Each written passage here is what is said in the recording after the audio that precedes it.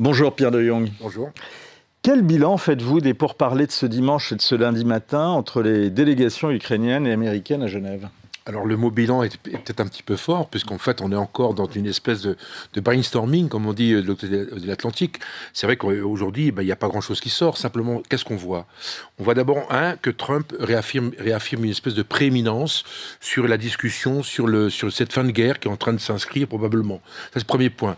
Deuxième point, on voit bien que l'Ukraine, aujourd'hui, a très peu de marge de manœuvre, puisqu'elle a un problème de corruption. Ça sort vraiment massivement depuis quelques jours. Sur le terrain, c'est pas formidable.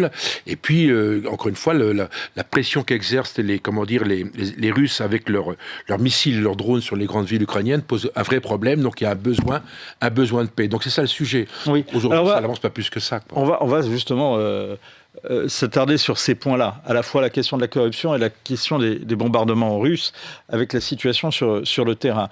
Question quand même, est-ce que l'Europe qui a proposé un contre-plan, finalement, en tous les cas un plan à 28 points, comme le plan américain, avec 28 points, est-elle vraiment hors jeu ? Écoutez, oui, parce qu'encore une fois, il ne participe pas aujourd'hui aux discussions, et deux, la contre-proposition, elle se fait que dans deux domaines, un, sur les questions des territoires, et deux, sur le format de l'armée ukrainienne. Donc, encore une fois, on ne peut pas considérer ça comme une participation, en tout cas comme le fait d'être effectif dans ces discussions. Le vrai problème, c'est quoi ? C'est les garanties de sécurité. C'est ça le sujet. Alors, et tant qu'on n'a pas abordé ça, il n'y a pas de solution. Juste une chose. Si on prend le plan de paix européen, avant de parler des questions de sécurité, qu'est-ce que vous comprenez de ce plan européen quand il dit, concernant les négociations territoriales, on va voir d'ailleurs dans un instant la carte, donc concernant les négociations territoriales, le plan européen demande à ce qu'elles doivent partir de la ligne de contact plutôt que de prédéterminer que certaines zones doivent être reconnues comme de facto russes. Oui, c'est une bonne question, parce qu'on voit bien que, très concrètement, si les Russes et les Ukrainiens se mettaient d'accord avec le plan de paix de Trump, en fait, les Russes gagneraient en gros 1300 km² en direction du Dniepr, en direction de l'Ouest. Oui, c'est ça. Donc, ils avanceraient vers l'Ouest. Notamment toutes les zones qui sont notamment en rouge vif. Très concrètement, en gros, 30% du Donetsk, qui est l'oblast au sud. Et là, effectivement, aujourd'hui, c'est la région de Pokrovsk et de Kramatorsk. Et aujourd'hui, les Russes ont de très grandes difficultés dans cette région du Donbass. Donc c'est vrai qu'un accord à ce niveau-là permettrait en fait aux Russes de faire un saut de 20 ou 30 km. Alors c'est ça qui est intéressant, c'est que d'un côté, si on regarde que cet aspect-là des choses, on se dit qu'effectivement ce sera un gros cadeau aux Russes. Mais de l'autre, et c'est ce que vous nous avez dit jusqu'à présent, ce qu'il faut mettre dans l'équation, c'est les frappes russes actuelles et les problèmes de corruption. Revenons sur ce plan-là. Les problèmes de corruption, en quoi affaiblissent-ils aujourd'hui la position ukrainienne? Il y a un énorme point d'interrogation. Pourquoi ? Parce qu'on pense que les Américains ont parfaitement identifié les flux financiers qui ont permis cette corruption au plus haut niveau de l'État ukrainien. On rappelle peut-être d'un mot en quoi elle a consisté ? Alors en gros, c'est 100 millions et l'environnement direct de Zelensky, globalement les 5-6 plus proches de Zelensky sont concernés par des rétrocommissions. Très concrètement, il y a eu des contrats qui ont été mis en place en Ukraine, et pour que les sociétés aient ces contrats en Ukraine, il y a des rétrocommissions sur des hommes politiques qui participent à la décision. Donc la corruption, elle est à l'état pur.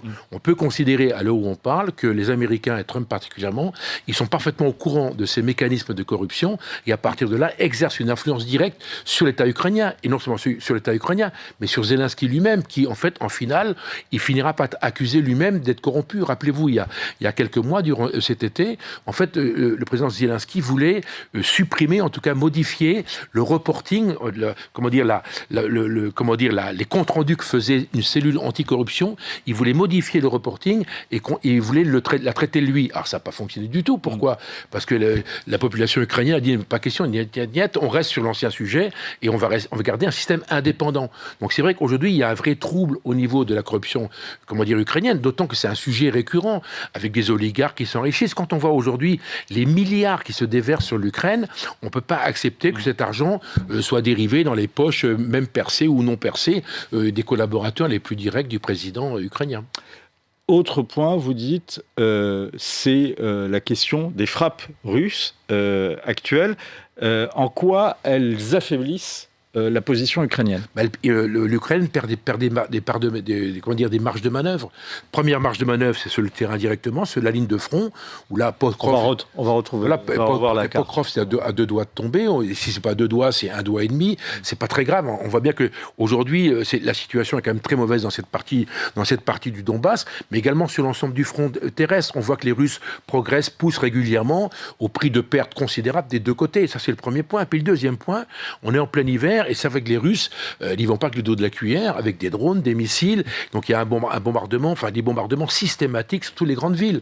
Donc ça devient inacceptable. Quel est le but tactique de ces bombardements dans les grandes villes? Alors très concrètement, c'est affaiblir le moral des populations. C'est l'éternel sujet des bombardements tels que les faisaient les Anglais sur l'Allemagne. Oui, c'est pas forcément le but, n'est pas forcément de prendre la ville, mais de créer de Dresder, si je puis dire, la ville. C'est exactement ça. Aujourd'hui, il n'y a aucun intérêt. Enfin, encore une fois, on va affaiblir la ville parce qu'encore une fois, les cibles principales des missiles et des drones russes, comme d'ailleurs du côté ukrainien, c'est de toucher les installations énergétiques du pays. Donc c'est affaiblir le pays en termes de distribution d'énergie pendant l'hiver. Oui, mais c'est pas forcément le prélude pour un déversement de troupes d'infanterie russes dans les villes qui sont... Ça n'a absolument aucun rapport. Aujourd'hui, vous avez 2 conflits.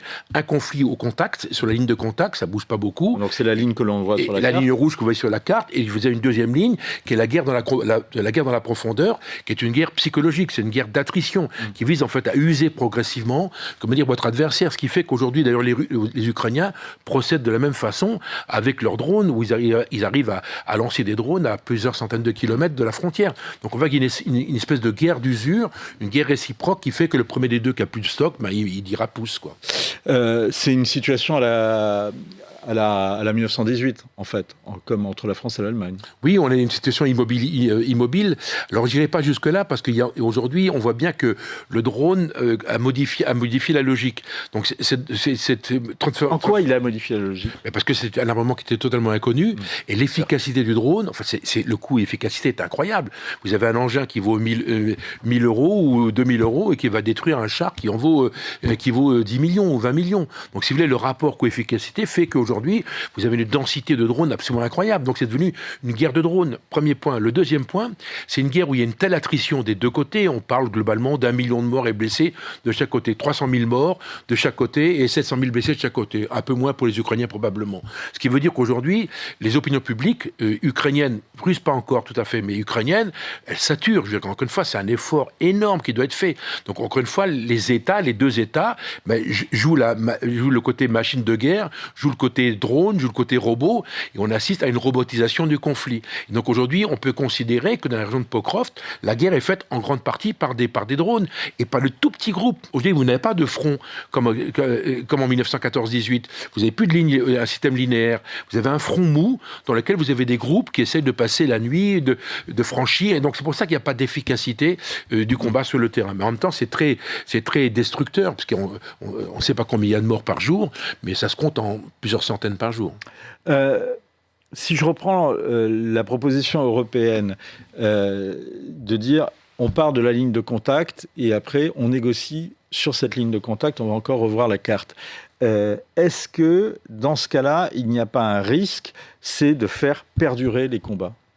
Alors oui, bien évidemment, parce que le fait d'avoir un cessez-le-feu, c'est pas la paix. Je veux dire que la paix va se décider à partir du cessez-le-feu. C'est-à-dire que si on fait mais peut-être que je me trompe, mais dans l'interprétation de la logique européenne, c'est que si on fait justement une négociation sur cette ligne de front, chacun va essayer de continuer les combats pour prendre le maximum de positions, pour se dire bon ben voilà, maintenant j'ai gagné ça et donc c'est à moi. C'est le syndrome du dernier mort, de la dernière cartouche qui va être tirée. C'est juste monstrueux. Maintenant, il est vrai qu'il y a une espèce de... On ne peut pas considérer que les Ukrainiens aient perdu la guerre.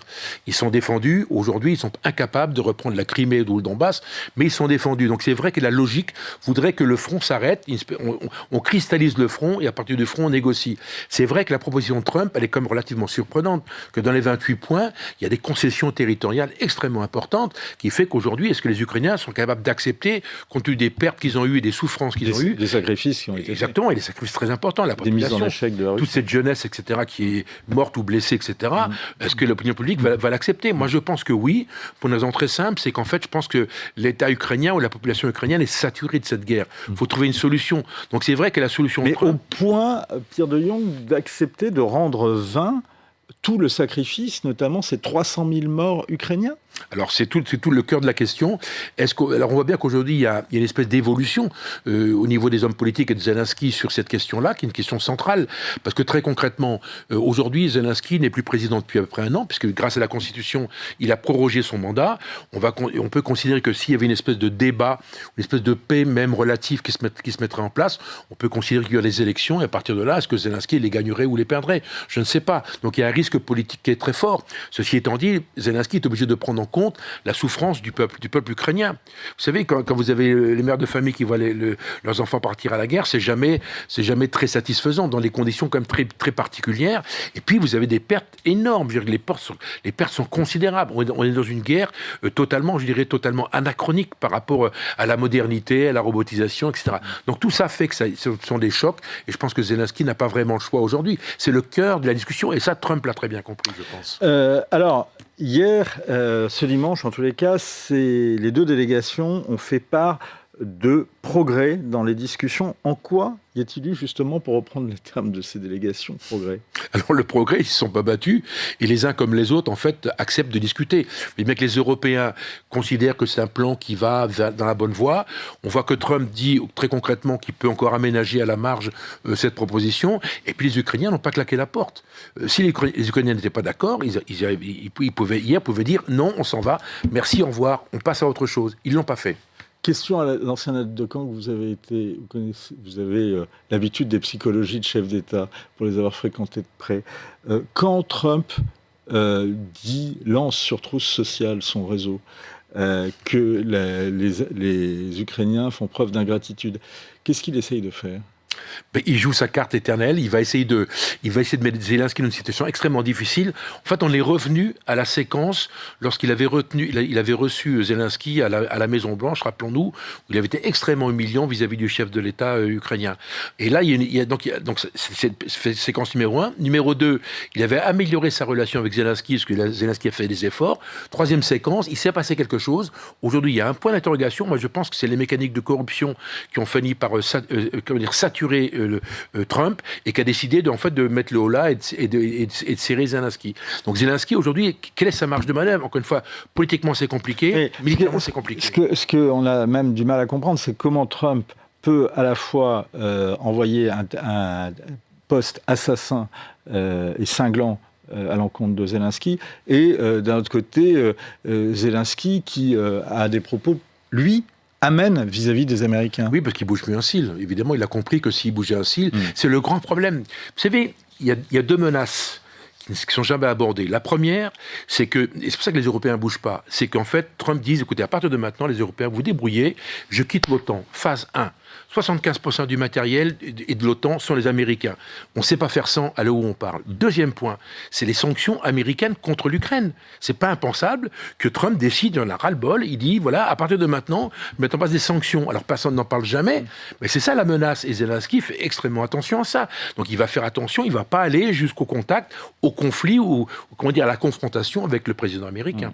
Les sociétés corruptrices de l'entourage de Trump, de Zelensky, n'étaient pas américaines. Non, elle n'était pas du tout américaine. C'est dans le pétrole, dans toute une série d'activités. Entre autres, malheureusement pour Zelensky, il y a un de ses alliés principaux, puisque une partie de la société qui était corrompue, c'était la société de Zelensky elle-même. Donc, si vous voulez, il y a une espèce de perméabilité, une espèce de, de consanguinité dans les problèmes qui fait qu'aujourd'hui, Zelensky est comme relativement mal à l'aise. D'autant qu'on est en fin de conflit, ou en tout cas, on n'est pas au début du conflit. Et en fait, Zelensky ou les Ukrainiens ont besoin de toute leur force. Et malheureusement, il est affaibli au moment où il devrait avoir de la force politique, et là, il l'a perdu un petit peu, malheureusement. Le chancelier allemand Friedrich Merz doute d'un accord d'ici jeudi. Le secrétaire d'État américain Marco Rubio espère un accord rapide. Et vous, quel est votre point de vue? Je pense que le mot rapide, il faut l'enlever, mais le mot accord, il va finir par arriver. Je pense qu'aujourd'hui, l'ensemble de la planète a compris que Trump était sur un modèle très particulier. Hors de question de le prendre en frontal. C'est ce qui passe aujourd'hui. Les Européens et les Ukrainiens font extrêmement attention. Maintenant, on engage un processus. Moi, j'ai travaillé sur la guerre du Vietnam. Ils ont négocié entre le duc Tho et Kissinger. Ils ont négocié pendant 5 ans. Donc, vous voyez, on n'en est pas là. Donc, je pense qu'on va rentrer dans un processus de stabilisation stabilisation, de cristallisation du front, et à partir de là, des opérations de discussion, de négociation diplomatique qui vont essayer de trouver des solutions. Mais de toute façon, ce conflit va faire très mal à l'Europe, va faire très mal à l'Ukraine, et encore une fois, qui va gagner? Concrètement, Trump. Que Trump, dans ses 28 points, rappelons-nous, il a mis une espèce de droit de préemption sur la reconstruction de l'Ukraine. Et les Russes? Les Russes attendent, puisqu'aujourd'hui, ils ne sont pas concernés. Je pense que Poutine, il trinque, il prend des verres de vodka toutes les 10 minutes, parce qu'il laisse faire. Aujourd'hui, très concrètement, son meilleur allié s'appelle Trump. Et les Turcs? Les Turcs, comme toujours, les Turcs sont très forts. Depuis le début du conflit, ils se positionnent comme les Qataris. Ils se positionnent dans une situation, je dirais, de négociateurs. Donc, ils ne sont pas une superpuissance, mais c'est une puissance. Et en devenant une puissance, ils deviennent incontournables. Et c'est vrai que la mer Noire, c'est la sortie vers le sud. Maintenant, il y a un problème à gérer dans le futur. Pour les Russes, ça va être la Baltique. Qu'est-ce qui va se passer? C'est pour ça qu'il y a une suite dans la suite qui est extrêmement inquiétante. C'est est-ce qu'il peut y avoir, et c'est ce qu'on dit aujourd'hui en France ou en Europe, est-ce qu'il peut y avoir un conflit qui suive ce conflit ukrainien? Est-ce qu'il ne peut pas y avoir un regard, je dirais, russe en direction de la Baltique avec une espèce de, comment dire, de remise en cause géographique, si vous voulez, de ce côté sud de la Baltique, qui fait que très concrètement, les pays baltes pourraient être, je dirais pas conquis, mais en tout cas asservis. Un point, et on termine, vous avez commencé par ça.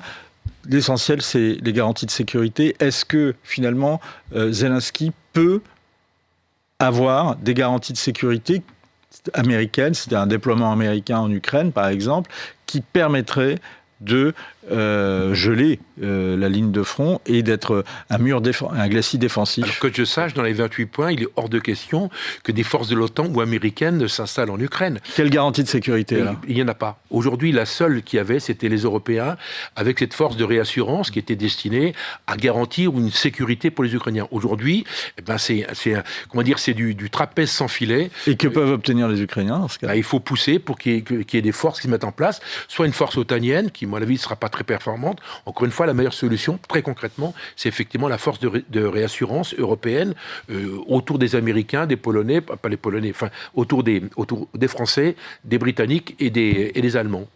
Merci beaucoup, Pierre de Jong. On en reparlera justement parce que Sébastien...